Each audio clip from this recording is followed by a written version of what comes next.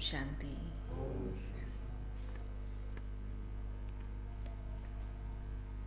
आज 12 अप्रैल प्यारे बाप दादा के महावाक्य हैं। मीठे बच्चे, ज्ञान अमृत है और योग अग्नि है।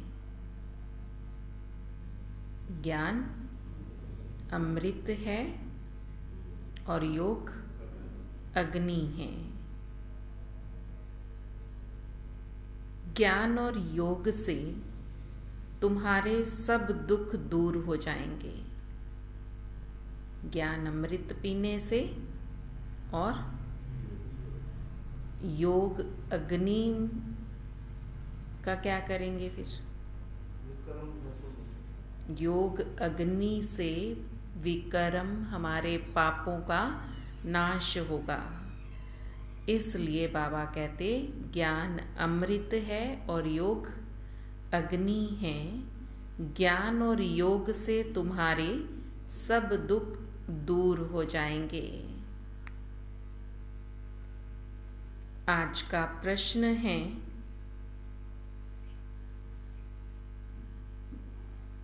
कौन सा रस ज्ञान से प्राप्त होता है, भक्ति से नहीं? कौन सा रस ज्ञान से मिलेगा, भक्ति से नहीं मिलेगा? कौन सा? ज्ञान से हमें मतलब ये प्राप्त पता चलता है कि परमात्मा कौन है, और भक्ति में तो सारे में लगे रहते हैं, यही सभी को पूछते रहते हैं, यही पता होता है कि भगवान कौन है। जीवन और ज्ञान से कौन सा रस मिलता है जो भक्ति में नहीं है?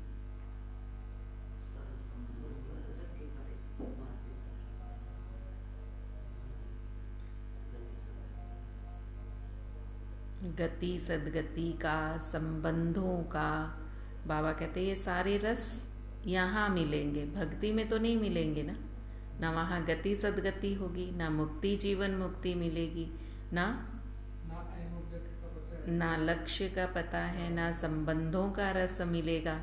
वो सारे रस यहाँ मिलते हैं, वहाँ सिर्फ कन रस है। बाबा ने बात बोला, बाबा बोल रहे हैं जीवन मुक्ति का रस। भक्ति से किसी को भी जीवन मुक्ति का रस नहीं मिल सकता। जीवन मुक्ति जो है वो ज्ञान से ही होती है। जीवन मुक्ति भक्ति से नहीं हो सकती। जीवन मुक्ति माना सतयुग का वर्षा जीवन में है, लेकिन मुक्ति वाला जीवन है, कोई भी प्रकार का बंधन नहीं है।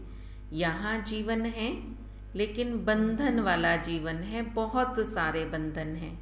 इसलिए सतयुग की प्राप्ति जीवन मुक्ति कहा है। बाप जब आते हैं तो बच्चों को जो डायरेक्शन देते हैं वही ज्ञान है।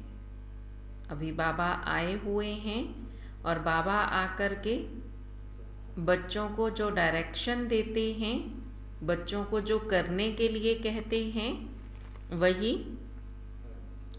वही ज्ञान है।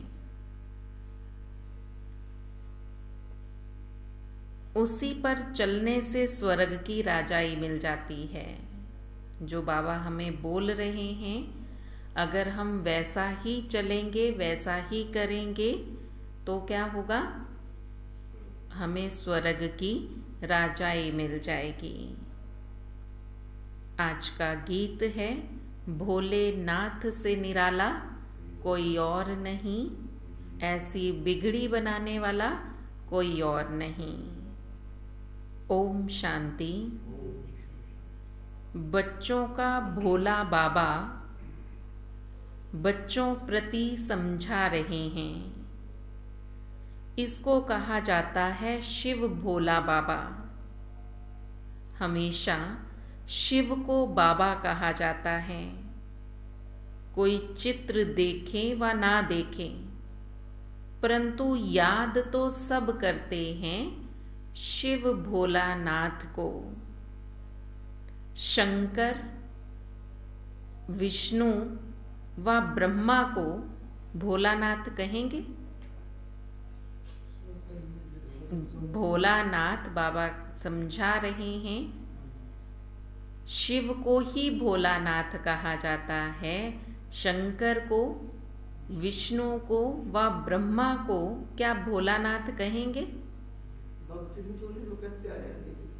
उनको नहीं कहते, कहते तो शिव को ही हैं, पर मान रहे हैं दोनों एक, परंतु बोलते शिव भोलानाथ हैं। शंकर भोलानाथ नहीं बोलते, शिव भोलानाथ ही कहते हैं। चाहे बुद्धि में उनके चित्र शंकर का आ रहा है, लेकिन बोल तो वो शिव को ही रहे हैं।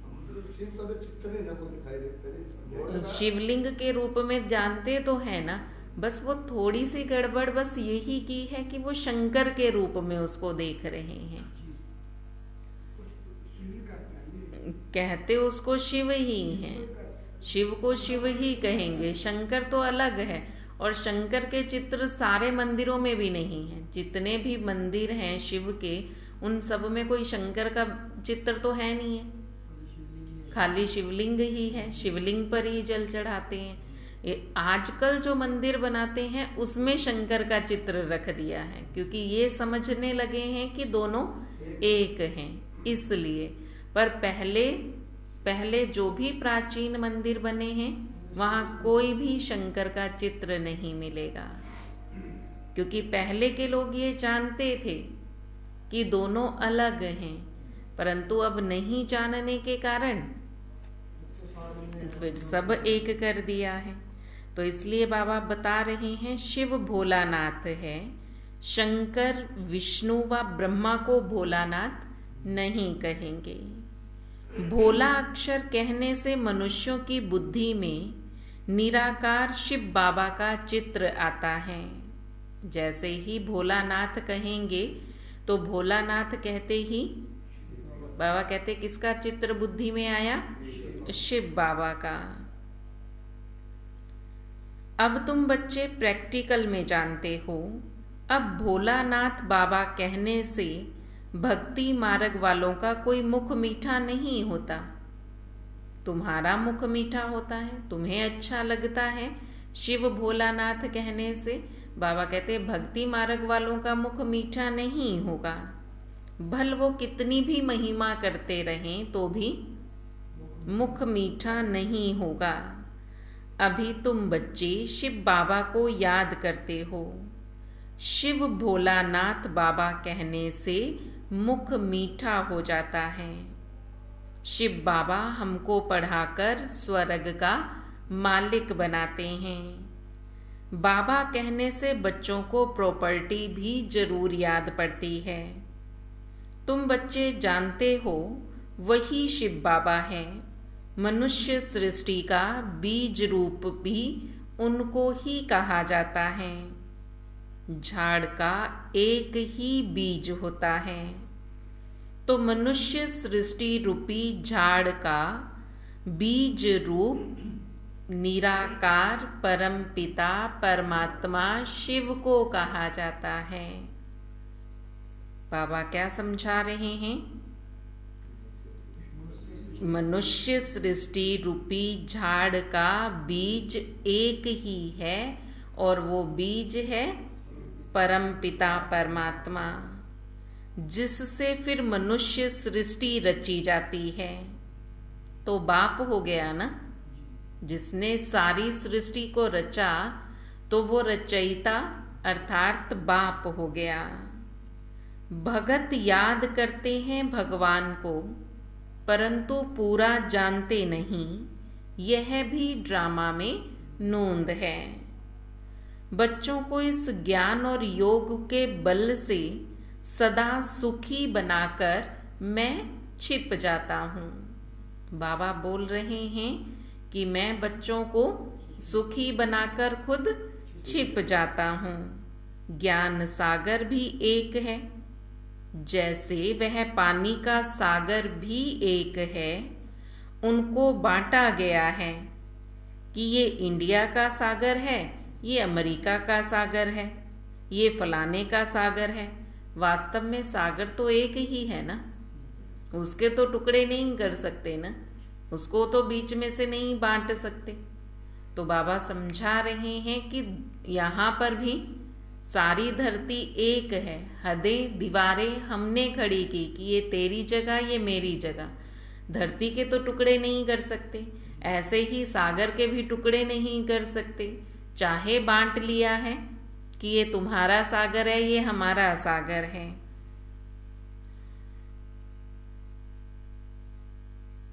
सतयुग में इस सागर को बांट नहीं सकते। एक ही सागर, एक ही विश्व होगा। यहाँ विश्व में अनेक राज्य हैं, अनेक देश हैं, इसलिए सबने बांट लिया। बाबा कहते वहां एक ही विश्व, एक का ही राज्य है, इसलिए वहां सागर को बांटेंगे ही नहीं। जिसके तुम मालिक बनने वाले हो, वहां इतने खंड थोड़े ही रहते हैं। एक बाप की एक राजधानी रहती है। इसी भारत पर वर्ल्ड ऑलमाइटी अथॉरिटी का एक ही राज्य था। देवी देवताओं के राज्य को भगवान भगवती का राज्य भी कहते हैं। विलायत वाले गॉड गॉडिस कहते हैं, परंतु जानते नहीं हैं कि वह कब राज्य करते थे, कैसे उन्होंने राज्य पाया। ज्ञान सागर एक बाप है, वही ज्ञान से सबकी सद्गति करते हैं। अब तुम बच्चे जानते हो, हमारे सामने ज्ञान सागर बैठा है। उनसे ज्ञान गंगाएं निकल सारे विश्व को सद्गति देती हैं। इसको ही ज्ञान अमृत भी कहते हैं।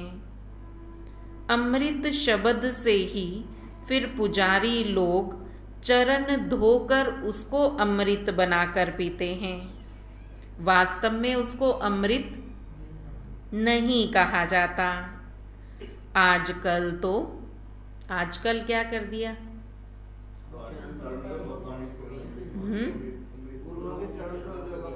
पानी पीते हैं, उसको भी अमृत कहते हैं। वो तो बाबा ने कहा चरण धोकर पीते हैं, चरण धोकर फिर उसको अमृत बना दिया है, उसका नाम अमृत रख दिया है।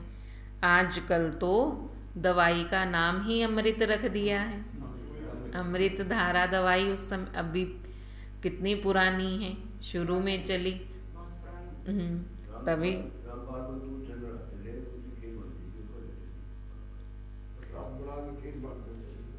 तो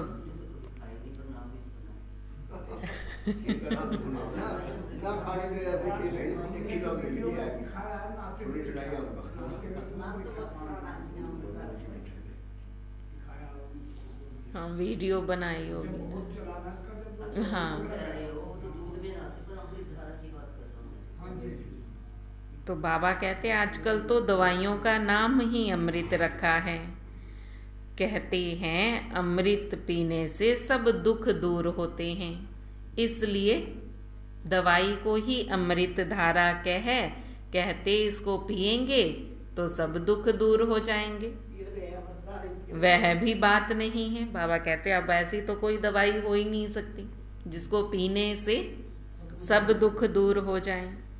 यह तो बाप बैठ बच्चों को योग सिखाते हैं। योग को अमृत नहीं कहा जाता, ज्ञान को अमृत कहा जाता है, योग को अग्नि कहा जाता है। और योग अग्नि से तुम्हारी सब बीमारियां 21 जन्मों के लिए दूर होंगी। योग अग्नि से बाबा क्या समझा रहे हैं? 21 जन्मों के लिए तुम्हारी सब बीमारियां दूर होंगी। कब होंगी? जब योग करेंगे। योग माना बाबा को याद करना। जितना याद में रहेंगे उतना काया हमारा शरीर निरोगी बनता चला जाएगा और वो निरोगी रहेगा 21 जन्मों के लिए। सिर्फ इस जन्म की बात नहीं है, इसमें तो अंत तक भोगनी ही है। बाबा कहते इस जन्म की बाबा गारंटी नहीं करते कि इस जन्म की भी सारी बीमारियां आपकी दूर हो जाएंगी।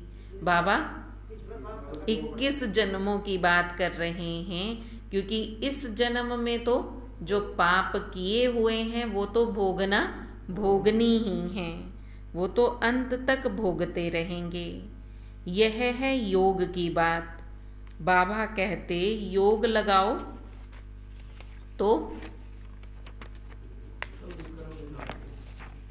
लगाओ तो तुम्हारी सब बीमारियां नष्ट हो जाएंगी। योग लगाने से क्या होगा? क्या इंद्रजीत भाई जी? सब बीमारियां नष्ट हो जाएंगी।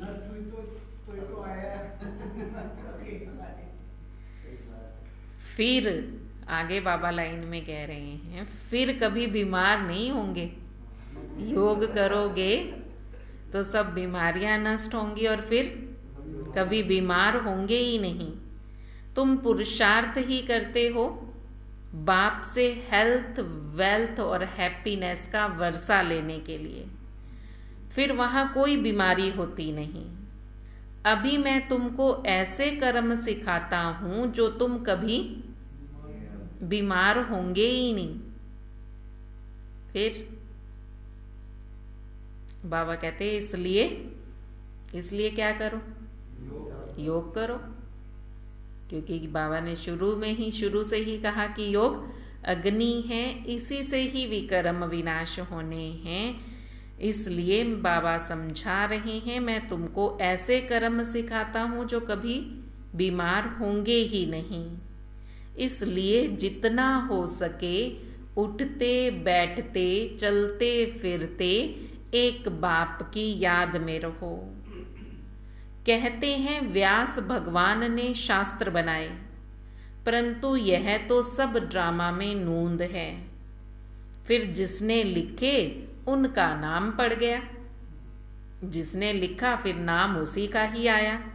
परंतु बाबा कहते है तो सब ड्रामा अनुसार, यह बना बनाया ड्रामा है। जो भी तुमने देखा वह सब ड्रामा में नूंद है। अनादि बना बनाया ड्रामा है। ये ड्रामा कभी भी बदल नहीं सकता। भक्ति मार्ग में द्वापर से आरंभ हो जाता है। भक्ति मार्ग जो है वो द्वापर से शुरू होता है। भल कोई कितनी भी भक्ति करे, कितने भी शास्त्र पढ़े, जप तप करें, परंतु वापिस कोई भी नहीं जा सकते। सतो प्रधान से तमो प्रधान हर एक को जरूर बनना है। इस कर्म क्षेत्र से बाहर कोई भी नहीं जा सकता। तुम जानते हो हम सो सतो प्रधान थे, फिर अब हम सो तमो प्रधान बने हैं। अब फिर से सतो प्रधान बनना है, सो भी ड्रामा अनुसार। बनना सबको है, लेकिन बाबा कहते ड्रामा अनुसार।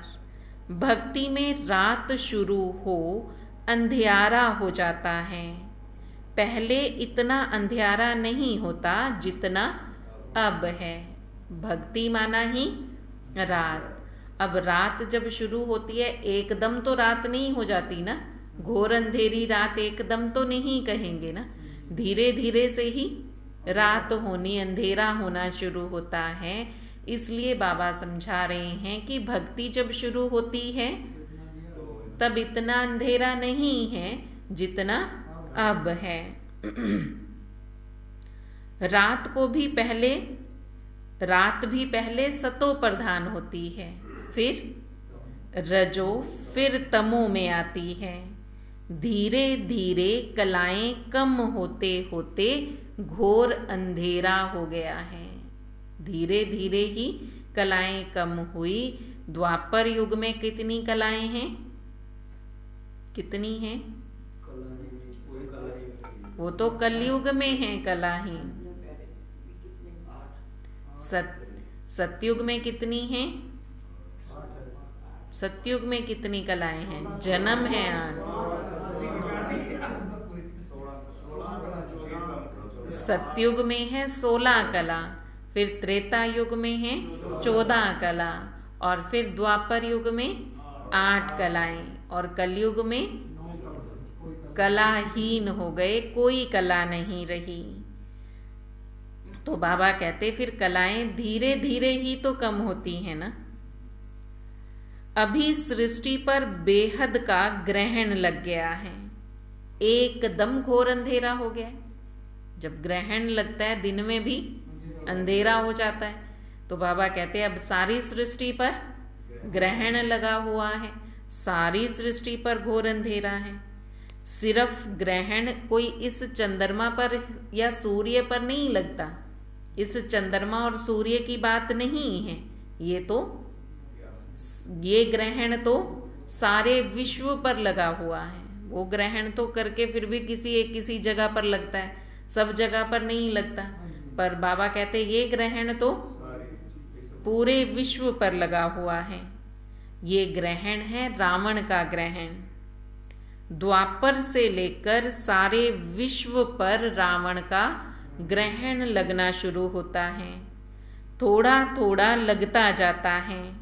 अब पूरा ही लग गया है, थोड़ा थोड़ा ग्रहण लगते लगते अब बाबा कहते पूरा हो गया। 2500 वर्ष लगते हैं पूरा ग्रहण लगने में, जबकि अंत में भारत बिल्कुल ही काला हो जाता है। अभी है बिल्कुल घोर अंधेरा। घोर सोजरा अर्थात दिन कहा जाता है किसको? सतयुग त्रेता को। दिन बनाने वाला है बाबा, पतितों को पावन बनाने वाला है बाबा। माया रावण फिर क्या करती है? काला बनाती है, पतित बनाती है, फिर रात अर्थात घोर अंधेरा बनाती है। भक्ति करते भगवान को याद करते ही आते हैं। भगवान को तो याद नहीं करेंगे ना। क्यों कह रहे हैं बाबा ये?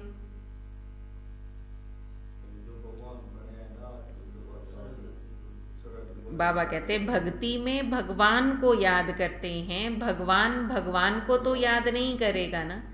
अगर सब में भगवान है, जो भक्ति में कहते हैं तुझ में भी भगवान, मुझ में भी भगवान, हर मनुष्य में भगवान है, जिधर देखो भगवान ही भगवान है, तो बाबा कह रहे फिर याद किसको करेंगे? याद तो भगवान को करते हैं। अब भगवान को याद थोड़े ही करेगा।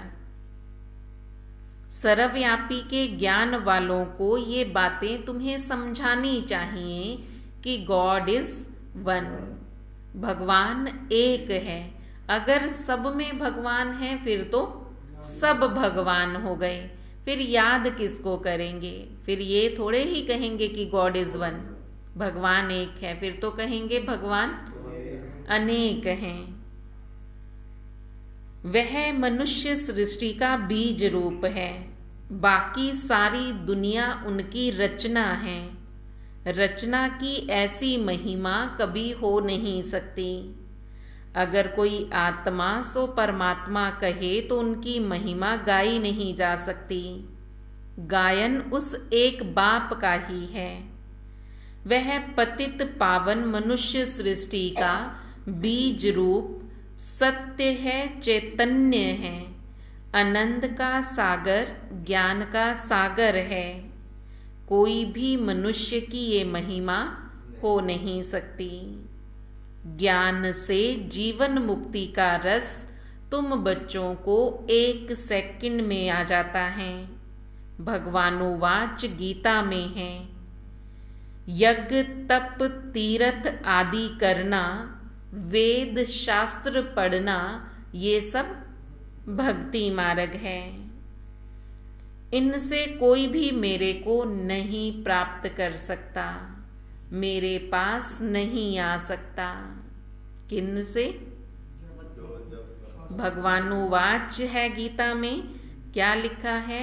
यज्ञ करने से, तप करने से, तीर्थ करने से व शास्त्र पढ़ने से कोई भी मुझे प्राप्त नहीं कर सकता और ना ही मेरे पास आ सकता है। पिछाड़ी में सबको पार्ट बजाने आना है। गॉड फादर इज वन, वही करण करावनहार है। इसलिए ब्रह्मा द्वारा सत्युगी आदि सनातन देवी देवता धर्म की स्थापना कराते हैं। मनुष्यों को करण करावनहार नहीं कहेंगे। गॉड को ही क्रिएटर और डायरेक्टर कहा जाता है। बाबा बच्चों को डायरेक्शन देते रहते हैं। डायरेक्शन को ही ज्ञान कहा जाता है। तुम इस ज्ञान अर्थात श्रीमत पर चलते हो तो तुम्हें जीवन मुक्ति का रस मिल जाता है। बाबा ने शुरू में ही कहा कि तुम्हें जीवन मुक्ति का रस मिलता है, ज्ञान से, भक्ति से नहीं। अब ये रस कैसे मिलेगा? जो बाबा हमें कह रहे हैं, जो भी बोल रहे हैं, डायरेक्शन दे रहे हैं, वो सब ज्ञान है। उस ज्ञान अर्थात श्रीमत पर चलेंगे तब जीवन मुक्ति का रस मिलेगा। तुम बच्चों को बाबा खुद बैठ समझाते हैं। आत्मा इन आंखों से देखती है, भ्रिकुटी के बीच में रहती है, मुख से बोलती है। परम पिता परमात्मा भी जब आए तब तो मुख से ज्ञान सुनाए ना। कहते हैं मैं इस रथ में रथी बैठा हूं, तुमको सहज राजयोग सिखाता हूं, तुम राज ऋषि हो। ऐसा कोई मनुष्य नहीं जो कहे कि हे लाडले बच्चे तुम राज ऋषि हो। सिवाय बाप के कोई में ताकत नहीं जो ऐसी बात किसी को करनी आए। ऐसी बातें बाबा के सिवाय और किसी में ताकत नहीं है करने की। बाबा भी कहते हैं हे बच्चे, आप भी सुनते हो, इनकी आत्मा भी सुनती है। किनकी? ब्रह्मा की। इनको भी कहता हूं हे बच्चे तुम राज ऋषि हो, तुमको राजाई के लिए मैं आकर शिक्षा देता हूं। 5000 वर्ष पहले भी मैंने तुम्हें शिक्षा दी थी। हर 5000 वर्ष बाद हम शिक्षा देने आते हैं। ऐसे कोई साधु संत आदि कह ना सके। बाप ही समझाते हैं, उनको खिवैया भी कहते हैं। बरोबर तुमको विषय सागर से निकाल बाबा क्षीर सागर में ले जाते हैं। तुम बड़े आराम से फिर बैठे रहेंगे। बाबा विषय सागर से क्षीर सागर में ले जाते हैं तो बाबा कहते फिर तुम वहां आराम से बैठे रहेंगे। इसीलिए विष्णु को दिखाया है क्षीर सागर में बड़े आराम से लेटा हुआ है। तो बाबा कहते वो क्षीर सागर कोई पानी का नहीं है कि पानी में कोई मनुष्य आराम से लेटा रहेगा। क्षीर सागर सुख की दुनिया, सतयुग को कहा है। बाबा हमें इस विषय सागर माना दुखों के सागर से निकालकर सुख के सागर अर्थात क्षीर सागर में ले जाते हैं, जहां फिर हम सदा सुखी रहते हैं। अब तुम बच्चे जानते हो, क्या जानते हो? बाबा मिला है। कौन सा बाबा? शिव बाबा मिला है। और तुम बच्चे जानते हो, क्या जानते हो?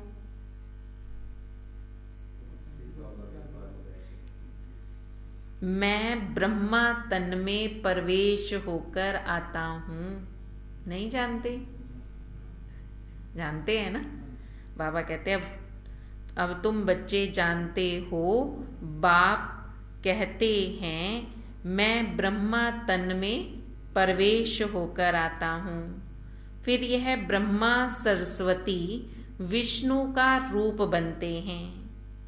फिर यही ब्रह्मा सरस्वती जिनके द्वारा मैं ज्ञान देता हूँ, यही विष्णु का रूप, विष्णु माना श्री लक्ष्मी और श्री नारायण का कंबाइंड रूप बनते हैं।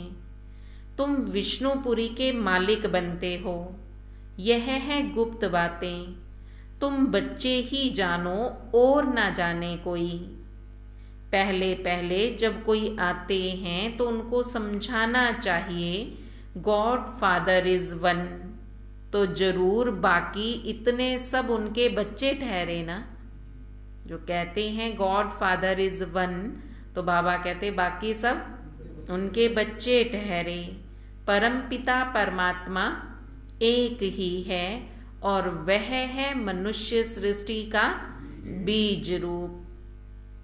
सभी भक्तों का भगवान सबको सुख देते हैं। यहाँ कलयुग में तो बहुत दुखी हैं, मनुष्य त्राही त्राही करते हैं। सतयुग में तो दुख की बात ही नहीं। यहाँ तो सारी दुनिया में ढेर भगत हैं। यह मंदिर मस्जिद आदि सब भक्ति मार्ग की सामग्री है। सतयुग में ये सब होते नहीं। वह है भक्ति कलट और यह है ज्ञान कलट। जब रात शुरू होती है तो पहले पहले सोमनाथ का मंदिर बनाते हैं। तो तुम्हारे पास जब कोई आए तो पहले पहले उनको ये समझाना है God father is one. Bharat में भी गाते हैं तुम मात पिता हम बालक तेरे। तो यह मदर फादर की कंट्री है। एक मदर फादर तो एक ही होंगे ना, बाकी इतने ढेर तो मदर फादर नहीं हो सकते ना। भगवान को मात पिता कहा है तो मात पिता गॉड फादर एक है, अनेक नहीं है। जगदम्बा जगत पिता दोनों हैं। दिलवाड़ा मंदिर भी एक्यूरेट बना हुआ है। लक्ष्मी नारायण का चित्र मंदिरों में एक्यूरेट बना हुआ है, लेकिन ओरिजिनल चित्र तो निकाल ना सकें। कोई एक्टर का ही चित्र लें फिर बनाते हैं। उन्होंने तो राज्य किया सतयुग में। मनुष्य कहते भी हैं सतयुग में श्री लक्ष्मी श्री नारायण का राज्य था। लक्ष्मी नारायण के बचपन की कोई हिस्ट्री है नहीं, राधे कृष्ण की है। लक्ष्मी नारायण की बचपन की हिस्ट्री नहीं दिखाई है, सिर्फ राधे कृष्ण की दिखाई है। श्री कृष्ण की जन्माष्टमी मनाते हैं। फिर नारायण अष्टमी तो नहीं कहा जाता। फिर नारायण की अष्टमी कहाँ गई? कृष्ण की मनाई तो नारायण की कहाँ गई? श्री कृष्ण को फिर द्वापर में ले गए हैं। राधे कृष्ण तो प्रिंस प्रिंसेस हैं। दोनों अपनी अपनी राजधानी में रहते हैं और जब इनका स्वयंवर होता है फिर ये राजगद्दी पर बैठ जाते हैं। तब इनका नाम लक्ष्मी नारायण श्री लक्ष्मी श्री नारायण रख देते हैं। राधे कृष्ण का राज्य नहीं है, क्योंकि वह तो छोटे बच्चे हैं, प्रिंस प्रिंसेस हैं। जब बड़े हुए तो नाम बदल गया, लक्ष्मी नारायण रख दिया। इसलिए लक्ष्मी नारायण की उनका बचपन, उनका चरित्र नहीं दिखाया है।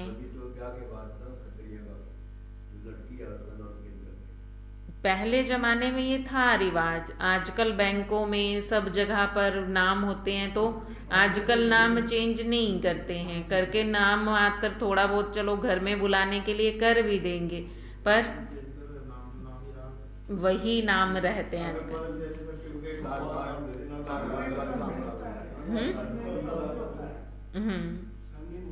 आजकल तो वो भी नहीं करती लड़कियां चेंज कि हमारा जो चल रहा है, क्योंकि जो बैंक अकाउंट वगैरह हैं वो कौन कम चेक कराता है, आधार कार्ड वगैरह, हाँ वही रहेगा।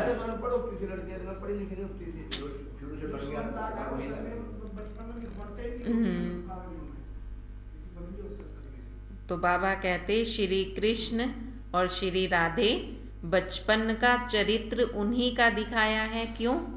क्योंकि वो प्रिंस प्रिंसेस हैं, बड़े होने पर वो लक्ष्मी नारायण बनते हैं। राधे कृष्ण का राज्य तो है नहीं, राज्य तो श्री लक्ष्मी श्री नारायण का है। सूर्यवंशी और चंद्रवंशी घराना है। चंद्रवंशी में तो सूर्यवंशी श्री कृष्ण आ ना सके, बड़े मूंझे हुए हैं, इसलिए बाबा आकर तुम्हें सब बातें अच्छी रीति समझाते हैं। तो पहले पहले समझाना है गॉड फादर एक है, वह होते हैं हद के फादर। स्त्री रची, फिर स्त्री से बच्चे पैदा किए, स्त्री को एडॉप्ट किया, जन्म तो नहीं दिया ना। बेहद का बाप भी कहते हैं मैं इस ब्रह्मा को एडॉप्ट करता हूँ, इनमें प्रवेश करता हूँ और फिर तुम बच्चों को रचता हूँ। बच्चे रचे, बाबा समझा रहे हैं बच्चे रचने के लिए स्त्री जरूर चाहिए। तो वो लोग भी दुनिया में भी स्त्री को एडॉप्ट करते हैं, अर्थात शादी करना माना एडॉप्ट करते हैं, फिर बच्चे रचे जाते हैं। यहाँ भी मैं परमात्मा गॉड फादर, मैं भी स्त्री के बगैर बच्चे कैसे रचूंगा, इसलिए मैं ब्रह्मा के तन को एडॉप्ट करता हूँ, अर्थात उनके तन में प्रवेश करता हूँ, तब उनके द्वारा सृष्टि की रचना रचता हूँ। लिखा है भगवान ने सृष्टि रची, लेकिन कैसे रची ये किसी को भी पता नहीं। ऐसे नहीं कि सारी दुनिया खत्म हो जाएगी, प्रलय हो जाएगी, तब सागर के पत्ते पर कृष्ण अंगूठा चूसता हुआ आप पे ही आ जाएगा, ऐसे थोड़े ही होगा। अगर ऐसा है तो फिर अकेला श्री कृष्ण सृष्टि को कैसे आगे बढ़ाएगा? बाबा समझा रहे हैं अगर ऐसा भी है, दुनिया में शास्त्रों में यही दिखाया है कि प्रलय हो गई और फिर पीपल के पत्ते पर श्री कृष्ण आ गया, फिर आगे नई दुनिया शुरू हो गई। पर बाबा कहते ऐसे नहीं है। अगर ऐसा है भी तो अकेला कृष्ण क्या करेगा, फिर भी दो तो चाहिए ना, फीमेल भी चाहिए। परंतु ऐसी कोई बात है नहीं। बाबा कहते मैं एडॉप्ट करता हूँ। तुम सब कहते हो बाबा हम आपके मुख वंशावली बच्चे हैं, मैं इस मुख का आधार लेकर आता हूँ। कहता हूँ हे बच्चे, तुम भी कहते हो हे शिव बाबा हम आपके बच्चे थे फिर बने हैं। बाबा कहते तुम बच्चों के लिए मैंने वैकुंठ सौगात में लाई है। तुम यहाँ बैठे हो स्वर्ग का मालिक बनने के लिए। यह राजयोग है, राजाई स्थापन हो रही है और मैं ही आकर के नई राजधानी की स्थापना करता हूँ। और राजधानी वाले ऐसे नहीं कहेंगे कि हम राजा और धर्म पिताएं, बाबा कहते वो ऐसा नहीं कहेंगे कि हम राजधानी स्थापन करते हैं। क्रिश्चियंस कभी भी ऐसा नहीं कहेंगे कि मैं क्राइस्ट आकर राजधानी स्थापन करता हूँ व सिख राजाई स्थापन करता हूँ। नहीं, तुम नई दुनिया में राजाई लेने के लिए शिक्षा पा रहे हो, यह वंडर है। वो लोग बाबा कहते आएंगे, क्राइस्ट आया उसने ये नहीं कहा कि मैं क्रिश्चियन धर्म स्थापन करने आया हूँ या फिर मैं राजाई स्थापन करने आया हूँ। सिख धर्म वालों ने ये नहीं कहा कि हम सिख की राजाई स्थापन करेंगे या सिख धर्म स्थापन करेंगे या स्वर्ग की राजाई स्थापन करेंगे। बाबा कहते ये बात तो सिर्फ मैं ही कह सकता हूँ। भगवानुवाच, बाबा के सिवाय ये बातें और कोई को करनी आएंगी ही नहीं। गॉड फादर है स्वर्ग का रचयिता, तो जरूर उनसे हमको स्वर्ग की राजाई पाने का हक है ना। गॉड फादर ही स्वर्ग का रचयिता है, तो बाबा कहते तुम्हें हक है मुझसे स्वर्ग की राजाई पाने का, परंतु पाएंगे वही जो पूरा श्रीमत पर चलेंगे। बगैर श्रीमत पर चले ये राजाई पद नहीं पा सकते हैं। भगवानुवाच, यह है हमारे मुख वंशावली बच्चे, बाकी सब है रावण की कुख वंशावली। वह ब्राह्मण कुख वंशावली हैं और तुम ब्राह्मण मुख वंशावली हो। तुम सबको समझा सकते हो ब्रह्मा की औलाद जरूर ब्राह्मण ठहरे ना। ब्रह्मा है प्रजापिता ब्रह्मा, तो उनकी संतान भी ब्राह्मण ठहरे। ब्राह्मण के बच्चे ब्राह्मण होते हैं ना, तो तुम हो ब्रह्मा की सच्ची सच्ची औलाद ब्राह्मण। और ब्राह्मण है चोटी सबसे ऊंच ते ऊंच। ब्राह्मणों की इसीलिए ब्राह्मणों की चोटी दिखाई है। जैसे ऊंच ते ऊंच भगवान शिव बाबा को त्रिमूर्ति से उड़ा दिया है, ऐसे ही ऊंच ते ऊंच ब्राह्मणों को भी चोटी देकर चोटी से उड़ा दिया है। चोटी तो दे दी उनको, विराट रूप में उनको खत्म कर दिया। देवता क्षत्रिय वैश्य और शूद्र तो दिखाए हैं, लेकिन ब्राह्मण बने बगैर तो ये भी देवता बन ही नहीं सकते। इसलिए बाबा कहते ब्राह्मणों की भी चोटी को उड़ा दिया। आजकल के ब्राह्मण तो चोटी भी नहीं रखते। पहले तो सब ब्राह्मण जो ब्राह्मण हैं माना चोटी होगी ही, जिसको चोटी है वो समझ जाते थे कि ये ब्राह्मण है। रखते ही थे, वो सबने खत्म कर दिया। ब्राह्मण से दूसरे भी रखते थे, सभी रखते थे।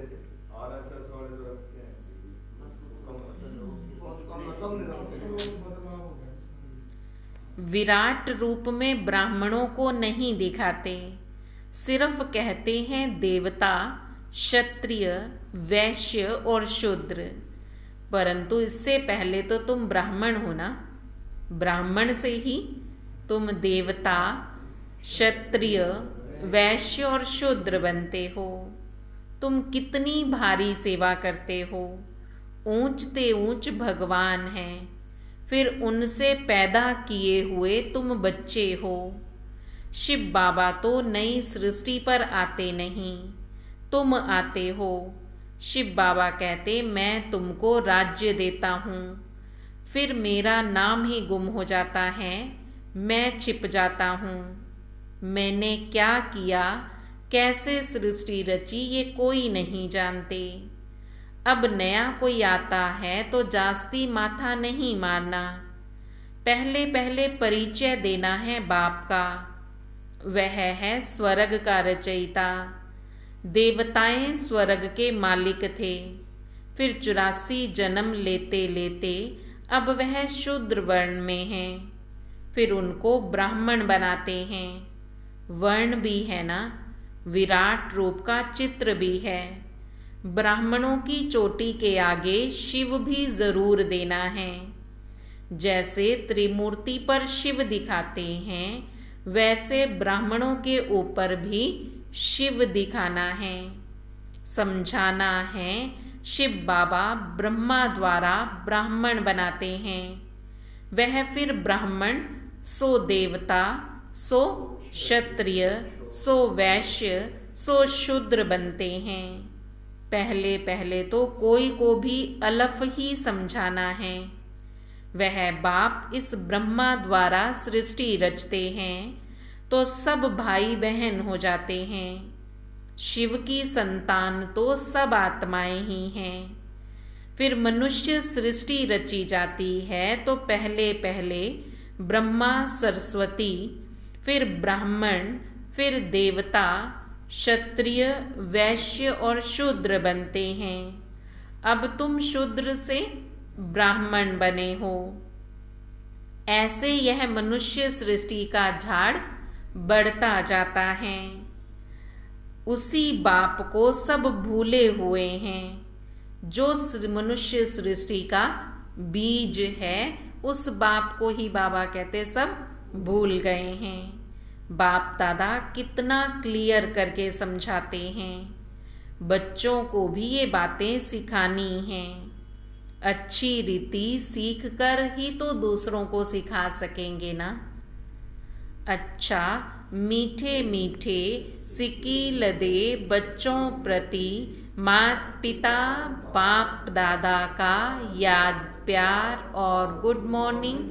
रूहानी बाप की रूहानी बच्चों को नमस्ते। रूहानी बच्चों की रूहानी बाप दादा को दिल व जान सिक व प्रेम से नमस्ते नमस्ते नमस्ते जी। धारणा के लिए मुख्य सार है, हम राज ऋषि हैं।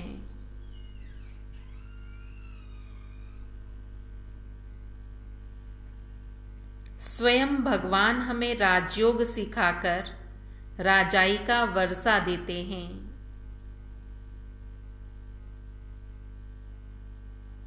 हम राज ऋषि हैं। स्वयं भगवान हमें राजयोग सिखाकर राजाई का वर्षा देते हैं। इस नशे में रहना है।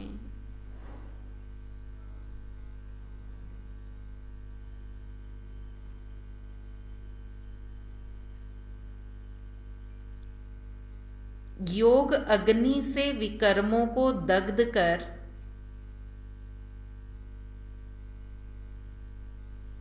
योग अग्नि से विकर्मों को दग्ध कर क्या होगा फिर? सब बीमारियों से सदा के लिए मुक्त होना है। योग की अग्नि से विकर्मों को दग्ध करके सब बीमारियों से सदा के लिए मुक्त होना है।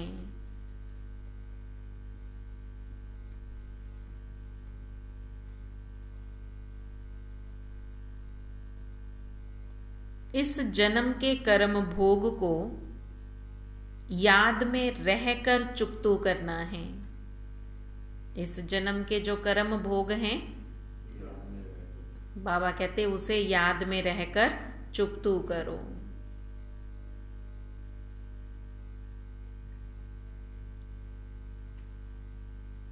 आज का वरदान है, सतगुरु बाबा वरदान दे रहे हैं,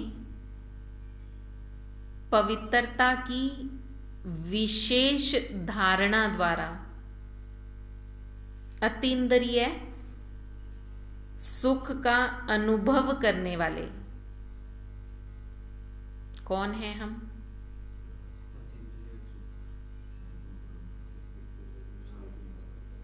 पवित्रता की विशेष धारणा द्वारा अतीन्द्रिय सुख का अनुभव करने वाले ब्रह्मचारी भव।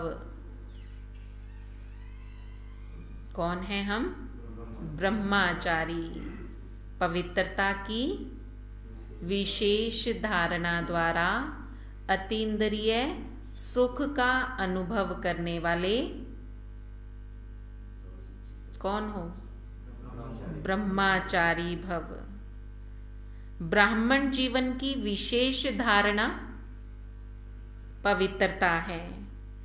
यही निरंतर अतीन्द्रिय सुख और स्वीट साइलेंस का विशेष आधार है। ब्राह्मण जीवन की विशेष धारणा पवित्रता है और यही निरंतर अतीन्द्रिय सुख और स्वीट साइलेंस का विशेष आधार है। पवित्रता सिर्फ ब्रह्मचर्य नहीं, लेकिन ब्रह्माचारी भी बनना है। सिर्फ ब्रह्मचर्य में रहना ही बाबा कहते पवित्रता नहीं है, उसके साथ साथ ब्रह्माचारी भी बनना है। ब्रह्मा बाप को फॉलो करो। ब्रह्मचारी और सदा ब्रह्माचारी अर्थात ब्रह्मा बाप के आचरण पर हर कदम चलने वाले, संकल्प, बोल और कर्म रूपी कदम, संकल्प, बोल और कर्म रूपी कदम ब्रह्मा बाप के कदम के ऊपर कदम हों। ऐसे जो ब्रह्माचारी हैं उनका चेहरा और चलन सदा ही अंतर्मुखी और अतीन्द्रिय सुख की अनुभूति कराएगा। जो ऐसे ब्रह्माचारी होंगे उनका चेहरा और चलन अंतर्मुख का और अतीन्द्रिय सुख का अनुभव कराएगा। आज का स्लोगन है, सेवा में त्रिकालदर्शी का सेंस और रूहानियत का इसेंस। सेवा में त्रिकालदर्शी का सेंस और रूहानियत का इसेंस भरने वाले ही सर्विसेबल हैं। सेवा करनी है तो उसके लिए बाबा कहते सेंस भी चाहिए और इसेंस भी चाहिए। सेंस ज्ञान का, किसको कौन सी बात कब कहाँ पर सुनानी है, और इसेंस रूहानियत की खुशबू। इसेंस माना खुशबू होता है ना, तो खुशबू कौन सी चाहिए? रूहानियत की, कि सबको रूहू समझकर ज्ञान देना है, रूहू के रूप में, आत्मा के रूप में ही देखना है, आत्मा रूप में समझाना है। इसलिए बाबा कहते सेवा में त्रिकालदर्शी का सेंस और रूहानियत का इसेंस भरो, तब कहेंगे सर्विसेबल। ओम शांति।